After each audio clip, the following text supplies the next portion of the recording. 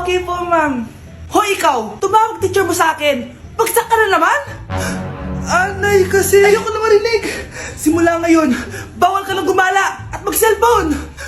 Hindi pwede to. Anong gagawin ko? Aray! Sakit ng pagkaramdam ko! Magpahinga ka na, anak. Bipilit kita ng Chicken Joy. Sige po, Nay. Effective yung plano ko ah. A few moments later. Anak! Ayan, bilis! Oh, nagsiselfone ka na? Okay ka na, no? Maglinis ka na doon sa baba. Ang sakit. Ang sakit talaga ng pagramdam ko. Aba, teka. Huwag mo ako niloloko, ha? Magbihis ka na. Pupunta tayo sa doktor. Anay! Tara na. Hello, Doc. Ipapa-check up ko po tong anak ko. Sige, pasok kayo. Ano po nangyari sa kanya? Kasi Doc, palaging may masakit sa kanya. Totoo ba to, Doc? O kunwari niya lang para di siya mautusan? Tignan natin. May malalang sakit yung anak mo! Ha? Mamamatay na siya? Di ka magiging OA, mama. Meron akong gamot dito, ma'am. Last stock na lang to. Ipainom mo na. Effective yan, ha? Iinumin ko na, Nay, ha? Ayan, Nay. Okay na pakiramdam ko. Ayan, huliin niyo na yan. Ano mangyayari? Isa siyang peking doktor. Kaya ikukulong na namin siya. Ha? Anak, ano nangyayari sa'yo? Anak! Ay, expired na pala yung gamot. Walang iya ka. Mga anak ko, I got a new bag! Nay, bumili ka na naman? Ilang araw na tayong walang makain. Tapos inunan pa yan? Nay, nagugutom na ako. Kayong dalawa, wala kayong karapatan magreklamo ha? Alak lang naman kayo ng tatay niyo sa una niyang asawa. Tatawag ko kay tatay. Akin na yung cellphone mo. Hindi mo na ito makukuha sa akin. Ate, natatakot na ako sa kanya. Ito, kumain ka na. Ate, ganito na lang ba talaga buhay natin? Hindi. Hahanap ako ng paraan para makausap si tatay. Love, padala ka naman ng 50,000, oh. Magbabayad kasi ako ng tuition ng mga anak mo. Tapos, ang dami pa nilang pinapabili. Tay, hindi totoo yan! Sinungaling siya! Wala na siya. Akala mo talaga makakasumbong ka? Talagang sinusubukan mo ko, ha? Walang iya ka talaga, tita! Ayan, diyan kayo nababagay. Ikukulong ko kayo dito. Wala akong pake kung ano mangyari sa inyo. Tay, tulungan mo kami. Ate, mamamatay na ba tayo dito? Tiwala lang, Kyle. Kakayanin natin to. Kyle? Ang taas ng lagnat mo. Tita, tulong! Dali natin sa hospital si Kyle! Ang ingay naman ng mga yun. May bago na naman akong bag. Kyle! Delivery po. Salamat naman, dumating na yung bago ko cellphone. Ano pa ginagawa mo dyan? Binayaran ko na to sa online. Tama nga sila. Inuubos mo lahat ng pera ko sa mga luho mo. Ha? Ramon? Umuwi ka? Kukulong ko kayo dito. Wala akong pake kung ano mangyari sa inyo. Grabe ng pinagagawa ng babaeng to. Ginagawang hayop ang mga bata. Ramon, kailangan mo nang umuwi dito. Walang iya talaga yung si Rosa. Lumayas ka na dito, ha? Ayaw ko makita yung pagmumukha mo. Tsaka lahat ng mga pinambibili mo, bayaran mo to sa akin. Tapos na ang maliligayang araw mo. Scarlett? Scarlett? Tay? Kyle! Okay na si Kyle. Buti na lang, agad niya siya nadala dito. Sorry mga anak. Kung alam ko lang, uuwi ako agad. Tay, ang importante, nandito ka na. Yay! Nandito na si tatay! Makakain na ulit tayo ng masarap, ate! Huwag kayong mag-alala, anak. Hindi na kayo malalapitan ng babaeng yon. Pangako. Mag-break na tayo! Anak, i-ready mo na lahat ng gamit natin, ha? Sige, Nay! Bring me kulay red na brief! Meron ako! May nanalo na! Brief na kasama ko yan, ah! Be, di na ako, love. Okay lang yan, be. Shot ka pa, oh. Love mo ba ako? Oo, be. Love ka namin. Bakit di mo ako love? Di mo alam dahil sa'yo ako'y di makakain. Ano ba yan dito? Ang ingay mo naman. Yung lokoin. Tulad mo na may pusong bato. Rosalinda, mahal kita! Mukhang may handaan doon kina Kumari ah. Di man lang ako in-invite. Balik ko nga yung plato niya. Ah, sige, kailan kayo dyan? Uy, Mars, ito nga pala yung plato mo. Babalik ko na. Aba, salamat naman at binalik mo pa yung plato ko. Last year pa to ah. Ngayon ko lang naalala, sorry. Mukhang masarap yan, Mars ah. Pengin lumpia tsaka spaghetti. Baka gusto mo din ng fruit salad. Nakakaya naman sa'yo, no? Nay, may jowa na ako. Dito ko lang pala siya makikilala. Talaga? Pakilala mo naman sa akin. Eto siya, Nay. Hello po, tita. Magjojowa ka na nga lang. Pinsan mo pa? Ah, hindi pala tayo pwede. Magpinsan pala tayo. Ang bago nating top 1 ay si Samantha. Ang galing mo, Samantha. Naku, basic lang yan. Paano nangyari yun? Pasado kayong lahat, pero may isang bagsak. Si Scarlett. Ano tong favorite mo si Samantha? Pares lang kami ng average. Paano ako bumagsak? Di ba sinasagot mo ako? Eh di bagsak ka ngayon. Umanda ka sa akin. A few moments later. Class, mag-behave kayo. Nandito yung principal natin. Magandang umaga, class. Kamusta yung bago nating teacher? Gusto ko pong i-report yung teacher na yan dahil may favoritism po yan. Favoritism? Sinungaling ka, Scarlett! Mabait sa amin si ma'am. Ah, opo, ma'am. Mabait po ako sa kanila. Pantay-pantay lang po yung tingin ko sa kanila. Huwag mo na pagtakpan nanay mo, Samantha. Hala, OMG, magnanay sila. Ma'am principal, pagpasensyahan niyo na siya. Baka di niya alam yung sinasabi niya. Meron ako ebidensya dito na nagpapatunay na binigyan ng sagot ni ma'am si Samantha. At tinawag ng nanay si ma'am. Bawal to sa school natin ah. Kayong dalawa, mag-usap tayo sa principal's office. Ma'am, magpapaliwanag po ako.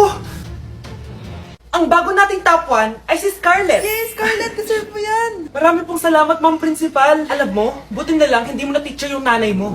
Anong sabi mo? Hindi mo ba alam na magkapatid kayo ni Samantha? Iisa lang kayo ng nanay.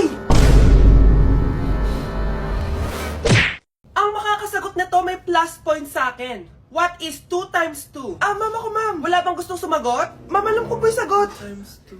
Ma'am. Okay, Samantha. 2 times 2 is 4. Very good. May plus 5 ka sa akin. Ang daya naman, kanina pa ako nagtataas ng kamay. Ma'am, pwede pa po ba ako mag-take ng quiz? Absent kasi ako kahapon eh. Ay, hindi na! Absent pa more! Tatamad-tamad ka kasi mag-aral. Nagkasakit po kasi ako, ma'am. Oh, anong gagawin ko?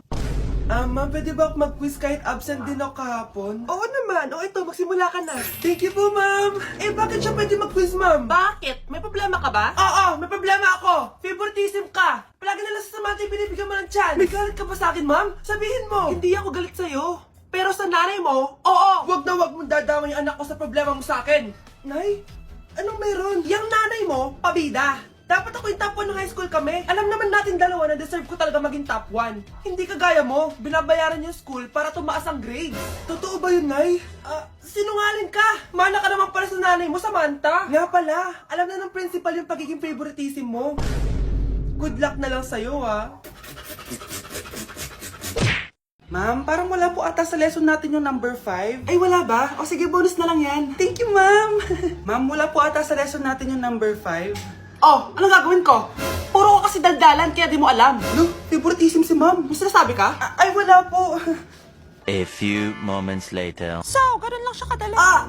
Ma'am, pwede po pa-excuse? Sumasakit po yung puson ko eh. Sige, punta na lang sa clinic, may gamot doon. Sige po, ma'am. Nagets niyo ba, class? Ma'am, excuse po, sumasakit po yung puson ko. Ang arte mo naman. Konting sakit lang, excuse agad. Kapag di maganda, wag na mag-inarte.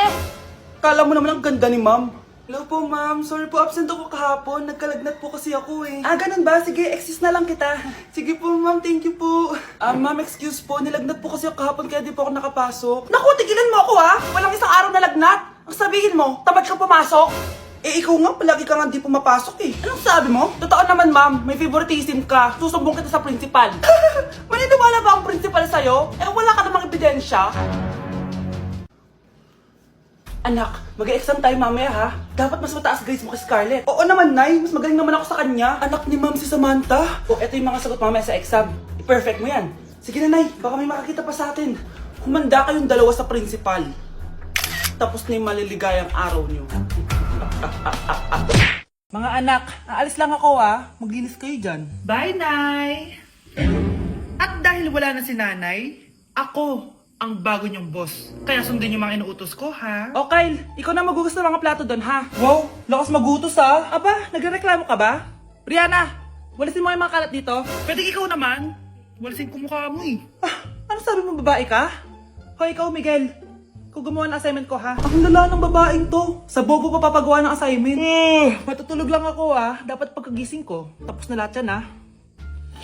Nakakainis si ate. Sobrang tamad na. Dami pang inuutos. Eh, ano magagawa natin? Favorite kasi ni nanay yan, eh. Isumbong na natin niya kay nanay.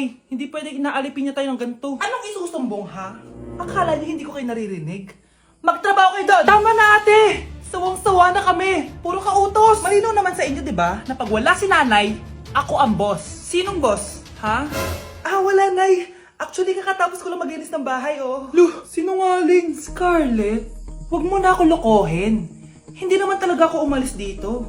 Sinisigurado ko lang kung naglilinis talaga kayong lahat. At tama nga yung sinasabi ng mga kapatid mo. Na para kang boss umasta dito sa bahay. Anay. Mga anak, kayo na bahala sa ate nyo. Utusan nyo ng utusan yan. Ate, ikaw na magugas ng mga plato dun. Eto na. Pagkatapos mo dyan, ate, maglaba ka, ha? Oo, sige. Pagkatapos mo maglaba, gawin mo yung project ko, ha? Sige, boss. Lahat ng utos nyo gagawin ko. Mga anak, maganda ba? Oh, mawawala ako ng 3 araw, Nay, kailangan ba talaga tumuloy doon? Importante yun, anak. Minsan lang ikasal yung kumare ko, no? Tsaka sa Cebu siya gagawin, di ba? Shala. Basta, Nay, mag-ingat ka, ha? Oo naman, anak. Huwag ka mag-alala. O siya, naalis na ako. Mga kapatid mo, ha?